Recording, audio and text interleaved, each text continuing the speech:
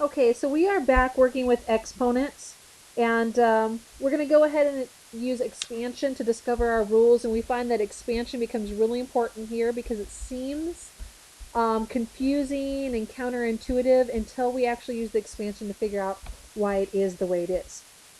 So we're going to talk about fractions, which is really just a form of division, and what the rules are for that. So we're going to start off, we have an x to the fifth, so I'm going to draw x times x times x, so 5x's on the top, and then on the bottom we have an x to the second, so I'm going to draw 2x's. And what we find is that if we have something like 3 divided by 3, we get the number 1. So when they cancel out, we're really showing that by drawing that line, it's really the number 1, because 3 divided by 3 is 1. So here we have an x divided by x, that's the number 1, x divided by x, the number 1, and now all that we have left is 3 x's on the top, so this is an x to the third. And so how do we start off with those numbers 5 and 2 and get the number 3? Well, the rule is that you can't divide 5 by 2 to get the number 3. You get 2.5, which happens to round to 3, but that's not how we actually got the number 3. What we do is that if we divide monomials with the same base, so again, they both have to be x's to be able to combine them, or they both have to be y's, we subtract the exponents. And so that's how we get it. So if I have an x to the a over x to the b, since they're both x's, I can combine them, and that becomes x to the a minus b. And then do keep in mind that this is really on the top of the fraction that they're combining. So if we have issues, we can't just magically move it to the bottom of the fraction or anything. When we combine it like that, that is to the top of the fraction. And we'll talk about that in just a little bit about how that works. Okay, so what we have here is we have a 6 over 9, and these are not the same base. So we're just going to treat this as a fraction that we are reducing. And so both of these can be divided by 3. So 6 divided by 3 gives me 2. 9 divided by 3 gives me 3. And now I've taken care of that. Now I can look at my variables. So now I have an x to the 10th over x to the 7th. And because this is a division, we subtract those exponents. So this is going to be x. And remember how I said that this goes on the top? And so this is what I'm talking about. X to the 10 minus 7. And that's being placed on the top of that fraction. So this is now really looking like 2x to the third over 3. And that's our answer. So let's look at our next one. Again, we have this 18 and 12. They're just regular numbers. So we simplify those fractions, and we've got to reduce them. So let's think about what can they both be divided by, and they can both be divided by 6. So 18 divided by 6 gives me 3. 12 divided by 6 gives me 2. And before I move on here, a lot of people ask me, well, what if I just divided them both by 3 instead of 6? And I'd say, great, then you reduced it, but in mathematics you have to fully reduce it. So once you divide by 3, you'd have to divide by 2 again. So you're always trying to look at the biggest number you can divide by to simplify those, so you won't have to divide again later, so not causing more steps. But if you can't think of it, use the smaller number, and then you may see another number that you can use again. Because the idea is we want to get you there. I don't care if you use 20 steps or if you use 5 steps. As long as you get to the same spot and your answer is correct, then we're good. Okay, so now what we have is we have an x to the 5th on top, so this is going to be x to the 5. And I'm going to subtract the exponent that's on the bottom. So we have just that x on the bottom, so that is x to the 1st. So even if there's no exponent, don't forget there's really a 1 there. And then we're going to combine those y's. So on the top I have a y to the 6th, and on the bottom we have a y to the 3rd, so it's going to be 6 minus 3. And so this is going to help us figure out our answer. We have 3 over 2, and on the top we're going to have an x to the 4th and a y to the 3rd. So now we're going to go ahead and look at this a little bit closer. Some more sample, oh no, a new rule. Okay, so let's go ahead and let's expand. this one. So I have an x to the third, so 3x's on top, and x to the seventh, so 7x's on bottom,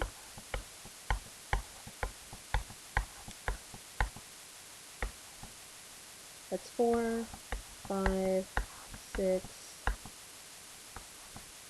and 7. So let's see, we're going to cancel out, and remember how I said that when those cancel out, those become a 1? So now it looks like we have nothing left on the top, but really, because those are 1s, 1 times 1 times 1 is really 1. So I have a 1 on the top of the fraction, and then I have 4 x's left on the bottom. Now, if I were to use the rule that we had just talked about, this would look like x to the top 3 minus the bottom. And so we now have x to the negative 4 power. And most people say, oh, it's negative, so that means that it should be negative x to the 4th power. But it's not, because we just showed by expansion that this is the exact same thing as this. And so now we've just discovered a rule is if I subtract and get a negative number, what does that mean? That means those x's should really be on the bottom of the fraction. And so it allows us to go ahead and do that movement and make sure our x's are in the correct spot. So let's go ahead and look at our rules here really quick. We have an x or y to the a and an x to the negative m. So we leave our y to the a where it is because it has a positive exponent. But on the bottom of our fraction, we're going to move that x to the negative m. And so when I move it down, it is now positive, kind of like here. It was negative, and I moved it down to the bottom, and it became positive. So the same idea works over here. If I have a y to the a over x to the negative m, I move the negative to the top.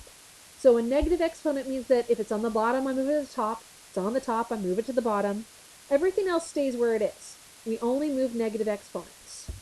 So this is a y to the a times an x to the m, because it's been moved to the top now. And so now it's no longer negative. So we're going to use these ideas to help us with some problems. Let me go ahead and change my pen color here. Go to green.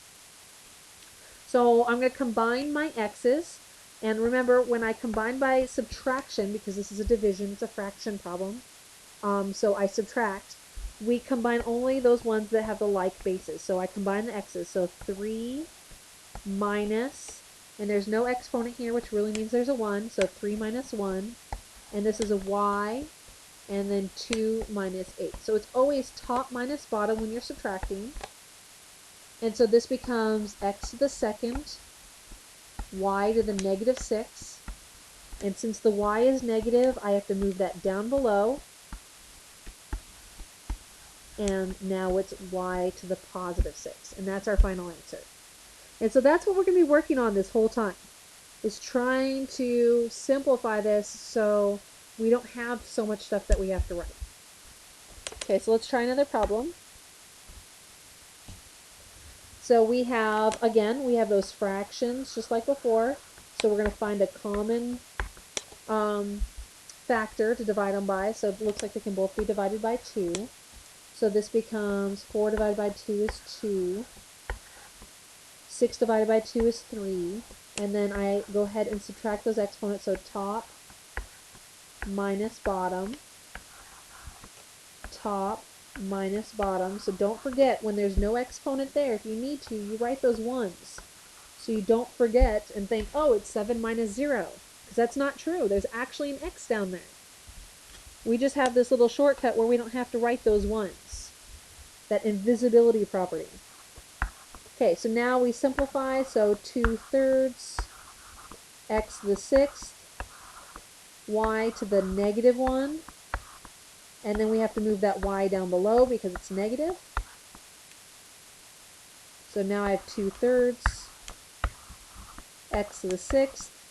And on the bottom, we're going to move that y down there. And so there's our final answer. So now, okay, so now we have some negative exponents. And so we have several options here. We can deal with the negative first. or we could subtract first. And it's really up to you and your preferences. So I'm going to go ahead and show you what it would look like if you were to subtract first. So this would be x to the top minus the bottom. And then we'd have y in the top minus the bottom. And so what happens here is you've got to be good with your negative numbers to use the subtraction rule. So now we have an x, and what happens with these double negatives? Well, they cancel each other out, both become plus, so this is an x to the fourth. And then I can add a line, change the sign. So this is -2, -4. So this is y to the -6. And then we just move that y down below. So x to the fourth over y to the sixth. And that's it. That's our answer. Now, if you wanted to do this the other method, you could have that x to the third on top because it's positive. Move the y to the second down below because it was negative. Move the x to the -1 to the top because it was negative. And then leave that y to the fourth. And then, because all my x's are on top, I can use the addition rule. So x to the third times x to the first is x to the 3 plus 1.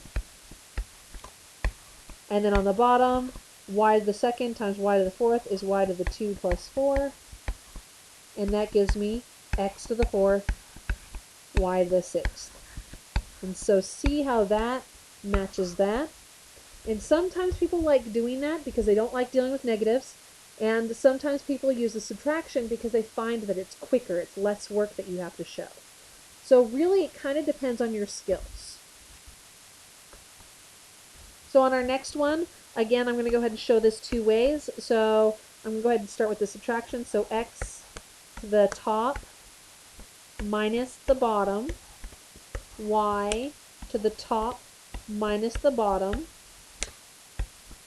And so this becomes x to the, we add a line, change the sign, so -3 plus 1 becomes -2. Add a line, change the sign, so y to the 6 plus 3 becomes 9. And we move that negative down below, so this is y to the 9th over x to the second. Or again, as I've said before, you can go ahead and move first. So let's start with our fraction bar. Move the x to the third down below, because it was negative. Leave the y to the sixth up top. X to the -1 on the bottom, so x to the first on top. Y to the -3 on top. And it looks like we're still going to have to do subtraction. So this would be x to the 1 minus 3, and then y to the 6 plus 3. So we end up with x to the -2, y to the 9th, and then I'd have to move that x down below. So again, a little bit more work, but if you have issues with the negatives, sometimes it's really worth it. So we have one more rule, so see, this matches with that. We're good to go.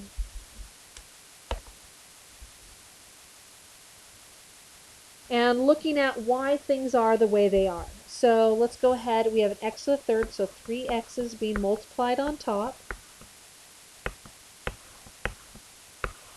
3 x's being multiplied on bottom. And so now we have x's canceling. So what I'm really left with is 1 times 1 times 1, which is the number 1. Now if we were to use that rule, we're dividing, so we subtract exponents, so this is x to the third minus 3, which gives me x to the 0. And most people want to say that answer is 0, but remember, I just used two different methods to solve the same problem, which means this is supposed to be equal to 1. So anytime you have anything to the 0 power, our answer is going to be 1. So x to the 0 would equal 1. Now you have to be careful, because if you have something like a times x to the 0, so this looks like really a times x to the 0, well x to the 0 is 1, so a times 1 would really equal a. And so you have to be careful. You don't turn the whole thing into 1. You only turn that part that it has to the 0 power. So let's go ahead and look at a sample problem. We're almost done today. So we have top minus bottom, so x to the 5 minus 7, y to the 2 minus 2. So this becomes x to the negative 2, y to the 0. Now y to the 0 becomes 1, and x to the negative 2 has to move down below, so it can be a positive exponent. And so this is our final answer. Okay, our last one. 3 times x to the 0. So 3 times x to the 0. X to the 0 is really 1. So this is 3 times 1, which gives me an answer of 3. Okay, and that is it for this chapter and this semester. Thank you for your time.